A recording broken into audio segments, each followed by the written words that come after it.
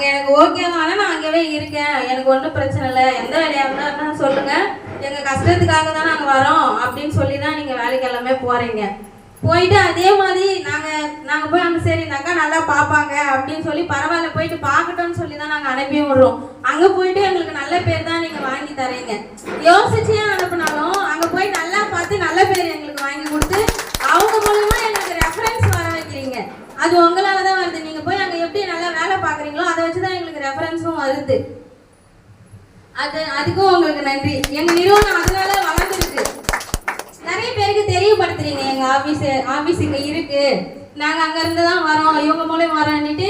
இப்போ ஒரு ஸ்டாஃப் இங்கே இருக்காங்க, 10 ஸ்டாஃப் இருந்தாலுமே நீங்கள் இப்போ நான் அனுப்புகிறேன் அப்படின்னும் போது அங்கே போய் வேலை பார்க்குற என்னுடைய மெய்டு என்ன பண்ணுறாங்கன்னா அந்த ஓனர்கிட்ட என்னை பற்றி சொல்லி எனக்கு ரெஃபரன்ஸ் அதிகம் வருது. அதை வச்சு எனக்கு இந்த ஆஃபீஸில் எனக்கும் பரவாயில்ல, இவங்க மூலமா இவ்வளோ ஓனர்ஸ் வந்திருக்காங்க அப்படின்ற மாதிரி இருக்குது. இத்தனை வருஷத்தில் நாங்கள் நிறைய ஓனர்ஸ்க்கு முடிச்சிருக்கோம். அவங்க வெளிநாட்டில் இருக்கவங்களுக்கெல்லாமும் ரெஃபர் பண்ணியிருக்காங்க. பரவாயில்ல, ஒரு நல்ல ஒரு பாசிட்டிவான ஒரு மைண்ட் செட்டில் தான் அவங்க எங்களை பற்றி நினச்சிட்டு இருக்காங்க. இத்தனை வருஷம் அதுதான் எங்களை நல்லபடியாக கூட்டிகிட்டும் போயிட்டு இருக்கு. ரொம்ப நன்றி.